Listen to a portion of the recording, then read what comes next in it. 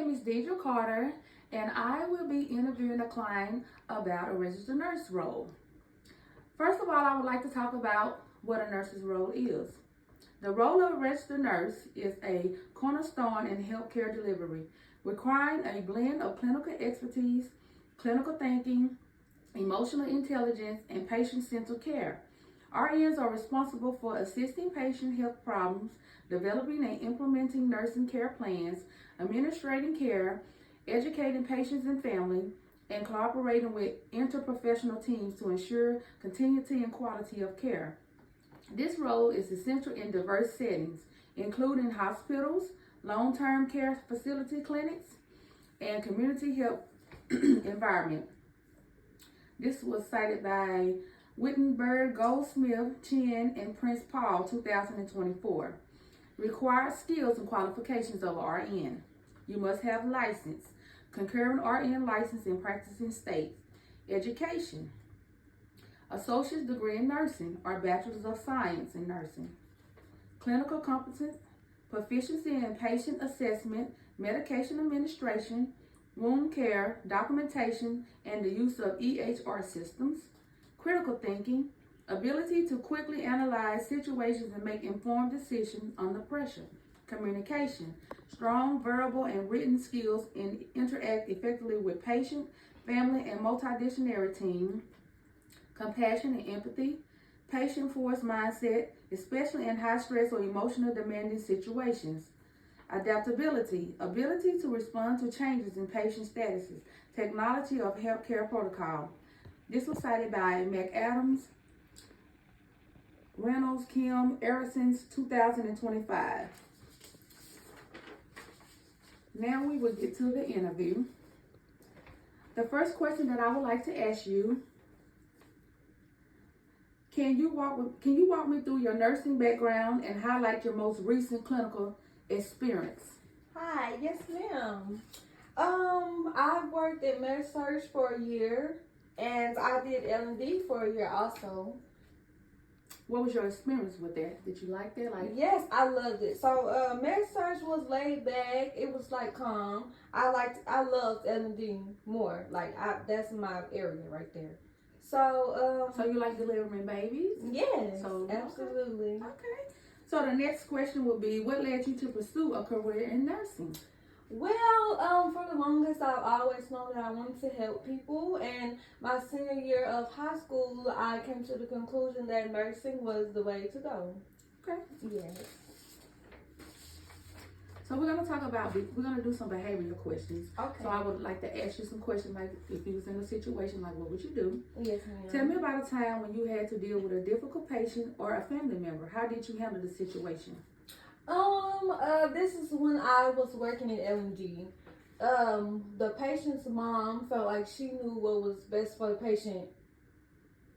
And so, when we would try to do things for her, she would yell at us, scream at us, telling us no. And I talked to the patient and I asked her what did she want to do. And she answered those questions. So I told her to talk to her mom about that and let her know that she needs to calm down and let her make the decisions herself.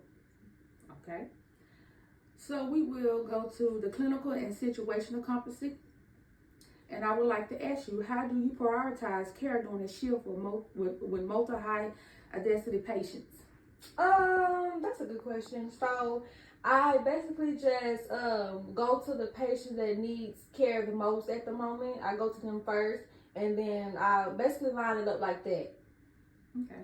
So could you kind of give me an example of what you mean? Like, which patient would you see first? Like, what is something real critical that you would run to first? A patient having septic symptoms. Okay. Describe your process for administering medication and ensuring patient safety. Yes. Okay. So the first thing I would do is med checks in the med room, and the 3 med checks, and then I would go in the room and I would ask for 2 forms of patient identification, which is name and date of birth, and I would compare to the wristband and the information no more. Okay. And I would also look at the med name, route, all of that, and compare it to the MAR information as well. Okay. So now when we talk about communication and ethical considerations, how do you handle a situation where a patient refuses treatments? I feel like patients, I'm sorry, not I feel like, but patients have a right to refuse. Mhm. So I would just explain the risk of of them refusing or whatever. So you would let them know the risk if they don't do that. Yes. And if they still refuse, what would you do? I would just make them sign a consent form and Because they do have the right to refuse. yes, ma'am. Okay, so tell me about a time you advocated for a patient needs and rights.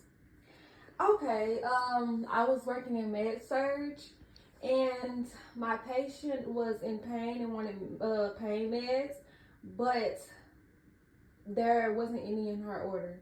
So I had to call the doctor and tell the doctor about the patient and their pain and have them put an order in so I can give her the meds. Okay. We will talk about reflection and personal growth. What are your professional goals for the next 5 years?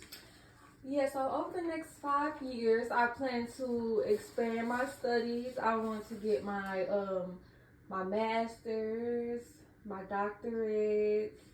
I skipped over BSN, but yes, my BSN as well. And I really plan to work in a clinical site, like a pain clinical site or something like that. Okay. Yeah. Okay, I would like to go back to communication and ethical considerations. I need to ask you a question on that. Yes, ma'am. How would you ensure cultural competence care for patients for diverse backgrounds? So I would just try to understand their culture a little bit more, ask them questions about what they like, what they don't like, what they can do and what they can't, like especially with foods, because a lot of cultures can't eat like pork and stuff. So basically I would just make sure I have a good understanding of that. And even if I'm confused with anything, I would just ask questions. Just ask. That's one of my big mottos. Just ask. And what if you're not able to understand what they're saying due to their language? Communication barriers. I would get a what is it called? Interpreter. Interpreter. Yes. And you can also use little erase boards, the little boards that you can write on. Right. Okay. You can see if you can communicate that way. You can use pictures to see if you can communicate that way or whatever. And depending on the situation, you can use certain family members. So describe how you manage stress and management and maintain your emotional well-being during demanding shifts. Oh, that's a good one. I have my days. Like I do different things different days.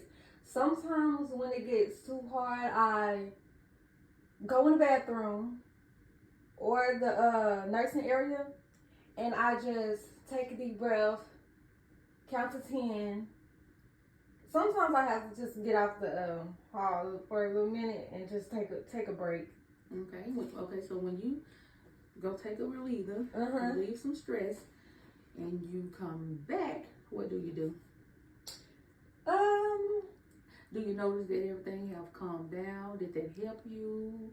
How do you move forward after you done took your stress? Pretty much every time I do this, it helps. So I just get right back into it.